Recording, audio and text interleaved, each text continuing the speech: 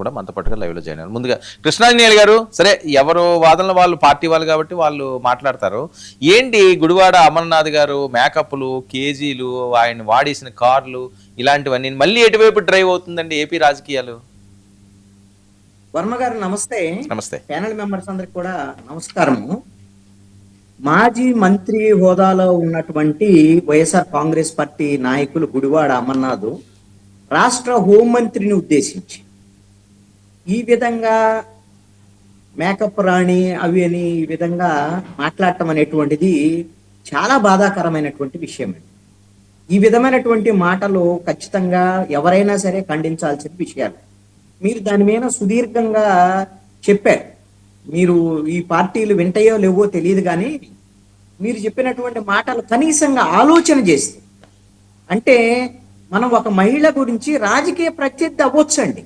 రాజకీయ ప్రత్యర్థి అయిన తరం అన్నంత మాత్రాన మీ ఇష్టం వచ్చినట్టుగా నోటికొచ్చినటువంటి మాటలు మాట్లాడేటువంటి పద్ధతి ఎంత మేరకు కరెక్ట్ అనేటువంటిది మీరు అంత సుదీర్ఘంగా చెప్పారు. కాబట్టి నేను దానికి అంత ఉపోద్ఘాతము లేక వాళ్ళ సూచనలు సలహాలు చెప్పను, కానీ నేను ఇది కరెక్ట్ కాదు అనేటువంటి విషయాన్ని చెప్పగలను. అయితే ఎందుకు ఇలా మాట్లాడుతున్నారు, దీనికి కారణం ఏంటి అనేటువంటిది మాత్రం నేను చెప్తానండి. దీనికి ఒక రీజన్ ఉంది. వాళ్ళేమి ఊరికి ఆషామాషిగా ఎమోషనల్ గా చప్పట్ల కోసమో అప్పుడప్పుడు వచ్చేటువంటి స్పందన కోసమో మాట్లాడటం లేదు. ఇది ఒక పక్కా ప్రణాళిక, పక్కా డైరెక్షన్, ఇది నడుస్తోంది. ఎందుకు ఇలా మాట్లాడుతున్నారు, కారణం ఏంటి అని అంటే, వైఎస్ఆర్ కాంగ్రెస్ పార్టీ ఈ రోజున వాళ్ళ మాజీ మంత్రులు, వాళ్ళ నాయకులు, వాళ్ళందరికీ జగన్మోహన్ రెడ్డి ఇచ్చినటువంటి డైరెక్షన్ గా నేను భావిస్తున్నా. ఎందుకంటే జగన్మోహన్ రెడ్డి ప్రతి డైరెక్షన్ ఇచ్చిన ప్రకారంగా వాళ్ళు నడుచుకుంటారు. ఒక గుడివాడ అమర్నాథే కాదు కదా, అంబటి రాంబాబు మొన్న ఏం మాట్లాడాడు, చంద్రబాబు నాయుడు గురించి, సీఎం గురించి అంతకుముందు మాట్లాడి ఇంటి మీద దాడికి గురైనటువంటి పరిస్థితులు మనం చూసాం. అది కాకుండా మొన్న 12వ తేదీన నిరసన సందర్భంగా వాడిని కాల్ చేసాం, ఈట్ చేసాం, అది ఇదని ముఖ్యమంత్రి గురించి మాట్లాడు. అదేవిధంగా రోజా ఏ విధంగా మాట్లాడారు పవన్ కళ్యాణ్ గురించి, ఓజీ, క్యాబేజీ, ఇలాంటి మాటలు మాట్లాడారు. ఎందుకు ఇలా మాట్లాడుతున్నారు అని అంటే, అది ముఖ్యమంత్రి గురించి అయినా, లేకపోతే హోంమంత్రి గురించి అయినా, లేకపోతే డిప్యూటీ సీఎం గురించి అయినా, లేకపోతే మంత్రి నారా లోకేష్ గురించి అయినా, ఎందుకు వైఎస్ఆర్ కాంగ్రెస్ పార్టీ వాళ్ళు ఇలా మాట్లాడుతున్నారు అని అంటే కారణం ఏంటి అని అంటే, వాళ్ళు ఒకటి మీడియా అటెన్షన్ కోరుకుంటున్నారు. వైఎస్ఆర్ కాంగ్రెస్ పార్టీ గురించి మీడియా అటెన్షన్ కావాలి అనేటువంటిది ఈ విధంగా మాట్లాడటం వల్ల అది సెన్సేషనల్ వైరల్ కామెంట్స్ కింద మారి అవి మీడియాలో వాళ్ళకు ఒక స్పేస్ దొరుకుతుంది. ఈ రోజున మనం డిబేట్ పెట్టుకున్నాం కదా, మీరు విపరీతంగా వాళ్ళకి కావాల్సిన అన్ని మీరు పెట్టేశారు, ఒక రకంగా గడ్డి పెట్టారు. అయినా సరే వాళ్ళకి వాళ్ళకి ఈ డిబేట్ కావాలి. మీరు గడ్డి పెట్టినా సరే వాళ్ళకి డిబేట్ కావాలి, వాళ్ళ గురించి చర్చ జరగాలి, ఇది కోరుకుంటున్నారు. మరి ఇప్పుడు ఇలా మాట్లాడినప్పుడు ఒకవేళ ఇది తప్పు అనేటువంటి పరిస్థితి అని వాళ్ళు ఆలోచించట్లేదు. రెండోది ఏంటి, ఇది ఒకవేళ కేసులు పెట్టారనుకోండి, వాళ్ళు ప్రతిపక్షంలో ఉన్నారు, మరి అధికార పక్షము ఆల్రెడీ హోంమంత్రినే ఈ విధంగా మాట్లాడితే పోలీసులు ఒకవేళ కేసు పెట్టారనుకోండి, కేసులు పెట్టాలని కోరుకుంటారు వైఎస్ఆర్ కాంగ్రెస్ పార్టీ వాళ్ళు. ఎందుకయ్యా అంటే, ఈ కూటమి ప్రభుత్వము మా నాయకుడి మీద అక్రమంగా పెట్టింది, అన్యాయంగా కేసు పెట్టింది, మా అంబటి రాంబాబు మీద కేసు పెట్టింది, రాజమండ్రికి పంపించారు, ఆయనేమో తగ్గేదే లేదని అంటున్నాడు అని ఇవన్నీ అంటే ఆయన తిట్టింది ఇవన్నీ పోయినాయి. వాళ్ళకి ఈ విధంగా చర్చ జరగాలి. రెండోది, కేసులు పెడితే సింపతి కావాలి, వాళ్ళ గురించి చర్చ జరగాలి. ఈ అంశాలు వీటితో పాటుగా నిరంతరంగా వైఎస్ఆర్ కాంగ్రెస్ పార్టీకి సంబంధించినటువంటి అంశాల మీద ప్రజల్లో ఒక చర్చ ఉండాలి. అది మంచిగా చెడ్డ అనేటంటే చెడైనా పర్వాలేదు, చర్చ అయితే వాళ్ళ పార్టీ గురించి చర్చ జరగాల్సినటువంటి అవసరం ఉంది అని వాళ్ళు భావిస్తున్నారు. అందుకనే ఈ 2 ఏళ్లలో వైఎస్ఆర్ కాంగ్రెస్ పార్టీ గురించి జనం మర్చిపోయారు. మర్చిపోయినటువంటి నేపథ్యంలో మొన్న జగన్మోహన్ రెడ్డి వచ్చారు, వాళ్ళకి ఒక డైరెక్షన్ ఇచ్చాడు. ఏం డైరెక్షన్ అయ్యా అంటే, ఈ నెల 4వ తారీఖు నుంచి 12వ తారీఖు వరకు నిరసనలకు సంబంధించినటువంటి కార్యక్రమాలకు పిలిపించారు. ఈ కార్యక్రమాలను నేను స్వాగతిస్తున్నాను. ఒక ప్రజాస్వామికవాదిగా, ఒక ప్రతిపక్ష పార్టీ ప్రభుత్వ వైఫల్యాల మీద మాట్లాడటాన్ని అవసరం, అలాంటిది మాట్లాడాల్సినటువంటి అవసరం కూడా ఉంది. ఇప్పటికైనా కళ్ళు చూసింది వైఎస్ఆర్ కాంగ్రెస్ పార్టీ మాట్లాడుతోంది అని. రేపొద్దున జగన్మోహన్ రెడ్డి ఇప్పుడైతే రాలా, మరి ఆయన రావడానికి ఇంకా మరి తపస్సులో ఉన్నారు కాబట్టి ఆయన 3 ఏళ్ల తర్వాత 4 ఏళ్ల తర్వాత వస్తారో తెలియదు. ఇప్పుడు వీళ్ళని పంపించాడు, వీళ్ళని ఉసుగొలిపి పంపించాడు. అయితే ఈ ఉసుగొలిపి పంపించినంత మాత్రాన వీళ్ళు ఎంత మేరకు బయటకు వస్తారో, ఏ మేరకు నిరసన తెలియజేస్తారో ఏంటో తెలియదు.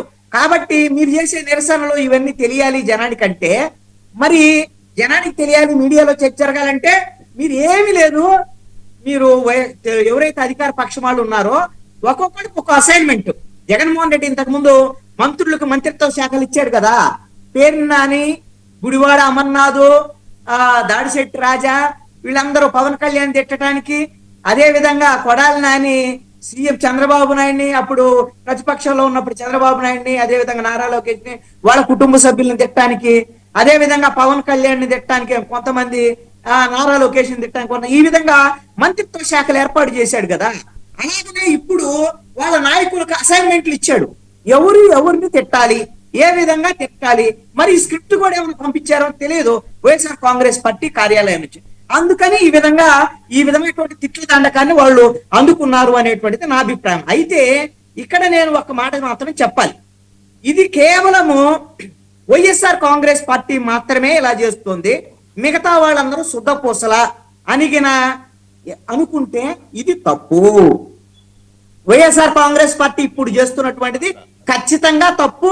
మీరు ఏ విధంగా అయితే గడ్డి పెట్టారో నేను కూడా అది తప్పు అనేదే విషయంగా చెప్తున్నాను, దాంట్లో ఎటువంటి సందేహం లేదు. మళ్ళీ నేను అన్ని చెప్పలేను కాబట్టి అవి చెప్తాను. కానీ ఏ పార్టీ కూడా దీనికి తక్కువ లేదు. ఒక్క ఇంచు కూడా తూకం వేస్తే ఏ పార్టీ తక్కువ లేదు. ఇప్పుడు మీరు గమనించండి, ఇప్పుడు వైఎస్ఆర్ కాంగ్రెస్ పార్టీ ఎలా చేస్తుంది కదా, పవన్ కళ్యాణ్ ఈ రోజున మరి మేకప్ రాని ఈ విధంగా మంత్రికి సంబంధించినటువంటి హోంమంత్రి విషయంలో మరి పవన్ కళ్యాణ్ తప్పు పట్టాడుగా, గుడివాడ మాట్లాడినటువంటి మాటలున్నాయి. మరి ఇదే పవన్ కళ్యాణ్ మరి డైమండ్ రాణి అని రోజా గురించి ఎలా మాట్లాడాడు, రోజా కూడా ఆయన్ని ఓజీ క్యాబేజీ అని మాట్లాడినటువంటి మాటలు ఉన్నాయి. ఇప్పుడు పవన్ కళ్యాణ్ రోజా గురించే కాదు, జగన్మోహన్ రెడ్డి గురించే కాదు, వైఎస్ఆర్ కాంగ్రెస్ పార్టీ వల్ల నా కొడకల్లారా అని తిట్టినటువంటి సందర్భము, బండబూతులు తిట్టినటువంటి సందర్భం, చెప్పులు దుప్పినటువంటి సందర్భం ఇవన్నీ ఉన్నాయి. అందుకని పవన్ కళ్యాణ్ శుద్ధపూసేం కాదు.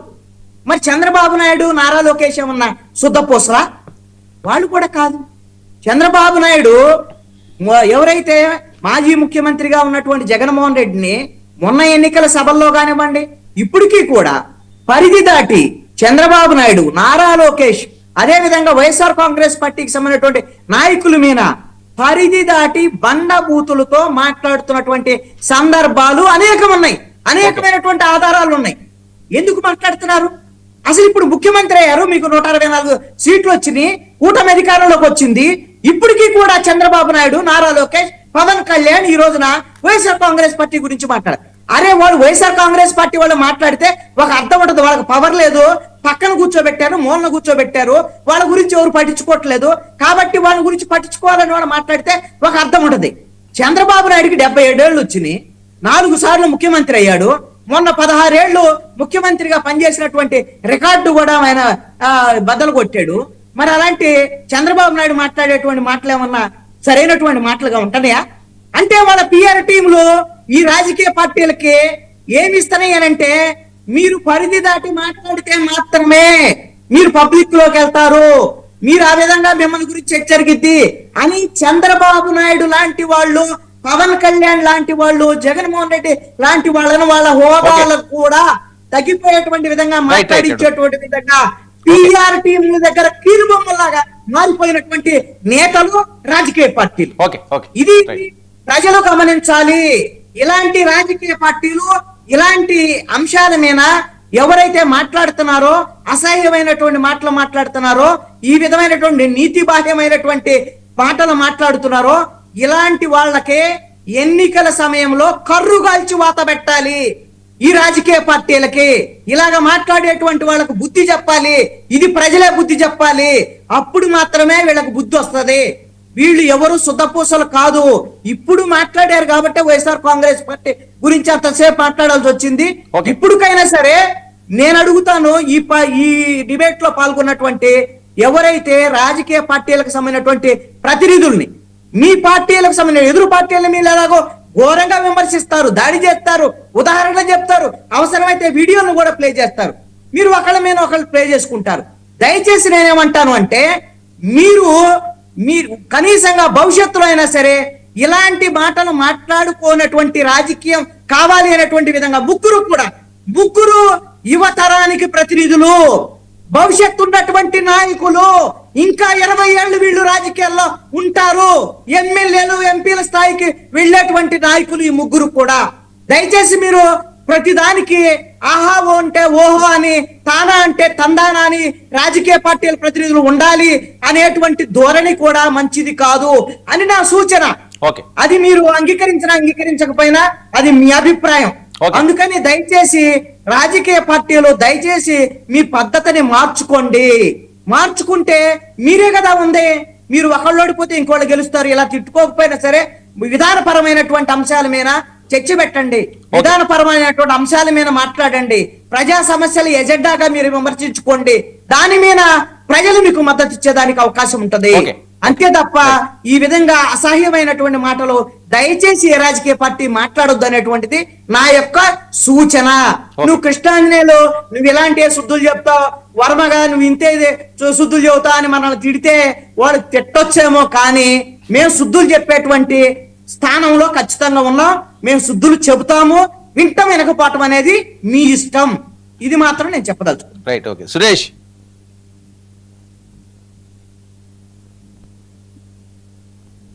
వీడియో ఆఫ్ అయింది. ఓకే సురేష్, ఏంటి రాజకీయ పార్టీ నాయకులకు, ప్రేక్షకులకు నా నమస్కారాలు.